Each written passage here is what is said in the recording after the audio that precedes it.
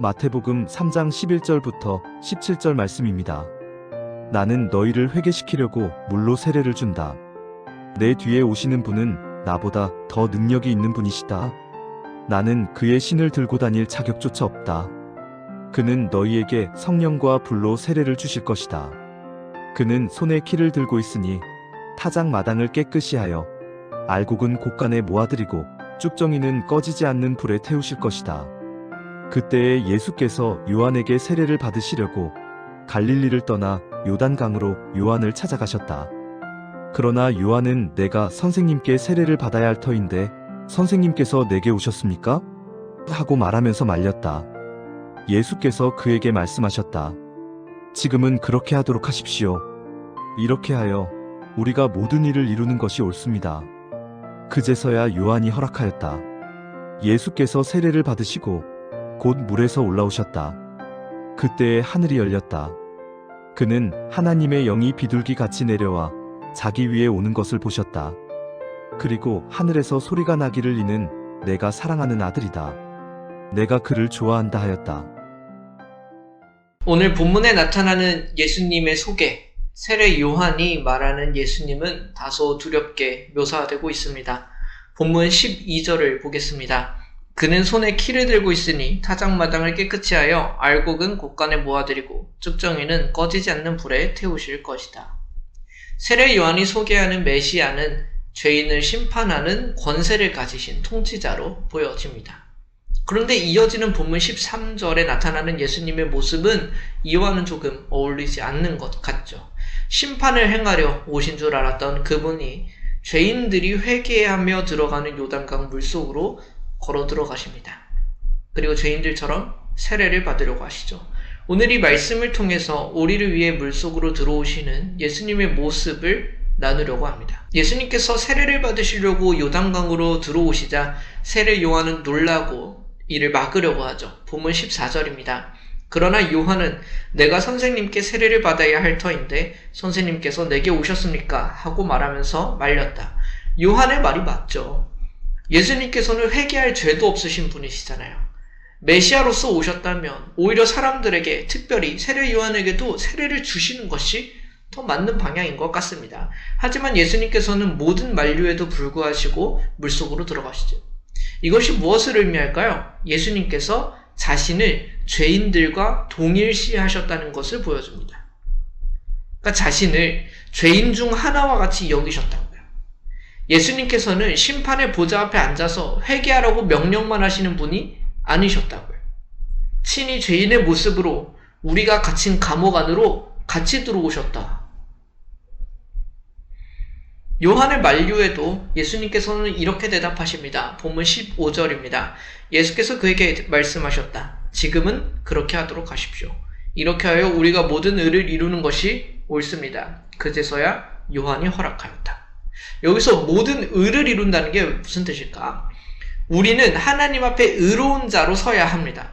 의로운 사람이어야 심판을 안 받는 거죠. 그러나 문제는 뭐예요? 우리는 그런 사람이 아닌 거예요. 우리는 단 한 번도 완벽하게 순종을 해본 적이 없다는 것이 문제입니다. 우리는 늘 실패하고 넘어지죠. 그래서 예수님께서 오셨습니다. 우리가 하나님께 드렸어야 할 완벽한 순종, 우리가 하나님 앞에 보였어야 할 그 완벽한 의를 주님께서 대신 이루시겠다는 거예요. 이것이 예수님께서 세례를 받으시는 또 다른 이유입니다. 그분은 우리가 회개하는 그 현장에 함께 하셨고 우리가 이루어야 할 의도 대신 이루실 거라고요. 쉽게 정리할까요? 그분이 우리가 져야 하는 의무를 대신 짊어지실 거래요. 빚을 갚을 능력이 전혀 없는 사람한테 누군가 보증을 서줬다고요. 우리는 절대 보증은 서면 안 된다고 배워요. 심지어 잠언에도 기록되어 있어요. 그런데 하나님은 하시는 거예요.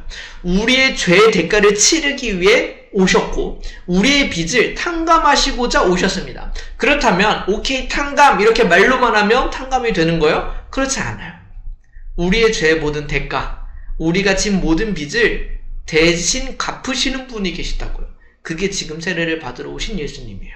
예수님께서 우리를 대신하여 그 모든 것들을 갚으시겠대요. 이 표현이 모든 의를 이루신다 하는 그 표현 안에 들어있는 겁니다. 이게 예수님께서 오신 이유예요. 기독교 신앙은 이것을 은혜라고 부르고 이 은혜가 우리한테 임했다고 말합니다. 우리는 우리 자신이 의로워지기 위해서 애쓰는 종교를 믿지 않습니다. 그럴 수 없거든요. 의로운 사람이 되어야 하는 것은 맞죠. 문제는 우리 스스로 의롭게 되려고 노력해도 안 되는 거예요. 그러나 그것은 우리의 노력이 아니라 예수님의 모든 의를 이루심을 통해 그것을 선물로 받는다고 말합니다. 그리고 그것을 은혜라고 말하죠. 우리는 스스로 의롭게 되기 위하여 애써서 의로운 사람은 될 수 없지만요. 예수님의 의를 우리의 마음에 받아 의로운 사람이 될 수 있다고는 말합니다. 그것을 은혜라고 부르고 그것을 거듭남이라고 말합니다. 예수님께서는 그렇게 세례를 받으셨죠. 그리고 물 위로 올라오실 때 이런 일이 펼쳐집니다. 17절입니다. 그리고 하늘에서 소리가 나기를 이는 내가 사랑하는 아들이다. 내가 그를 좋아한다 하였다. 이 선언은 오직 예수님에게만 해당되는 말이었어요. 그런데 우리가 뭘 알고 있어요? 예수님께서 우리와 똑같은 죄인의 자리에서 세례를 받으시고 십자가를 지심으로 우리의 모든 죄를 사하시고 부활하심으로 모든 의를 이루시고 나서 이제는 예수 그리스도를 믿는 우리에게도 이 음성이 선포된다고요. 너희도 내 사랑하는 자녀다. 하나님께서는 이제 우리를 보실 때 우리의 과거나 부족함을 보시는 것이 아니라 우리를 위해 모든 의를 이루신 예수님을 보십니다. 그리고 우리를 이렇게 자녀라고 부르시고 우리도 기뻐한다고 말하시죠. 새해를 시작한 지 얼마 되지도 않아서 여전히 우리 마음 가운데 죄책감과 실패감이 있습니까? 여전히 하나님 앞에 나아가지 못하는 분이 계신가요? 오늘 본문은 우리에게 선포합니다. 심판의 주가 오신 줄 알았는데 그분이 우리와 함께 요단강으로 들어오셨다. 그분이 우리의 자리를 대신하셨고 우리의 빚을 모두 갚으셨다.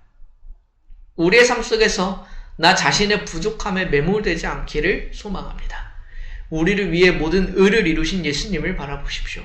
하늘을 여시고 우리를 향해서도 자녀라고 기뻐한다고 말씀하시는 아버지의 음성을 들으십시오. 누가 뭐래도 은혜 안에서 당당하게 나아가는 우리가 되었으면 좋겠습니다. 이것이 예수 그리스도를 믿는 우리의 정체성입니다. 잠시 함께 기도합시다. 사랑의 하나님 아버지, 우리는 심판의 불 앞에 아무런 소망도 없는 사람들이었습니다. 그러나 오늘 말씀을 통해 심판주이신 예수님께서 오히려 죄인의 자리인 요단강 물속으로 우리와 함께 들어오셨음을 보게 하셨습니다. 우리가 이루지 못한 의를 대신 이루어 주시고 우리가 받아야 할 형벌을 대신 받으시기 위해 오신 사랑을 고백합니다. 이제 우리가 내 의를 내세우지 않고 오직 예수 그리스도의 의만을 의지하게 하여 주십시오. 그리하여 하늘이 열리고 우리를 향해도 내 사랑하는 자요 기뻐하는 자라 말씀하시는 하나님의 음성을 날마다 누리며 살게 하여 주십시오. 우리를 대신하여 모든 의를 이루신 예수 그리스도의 이름으로 기도드립니다. 아멘.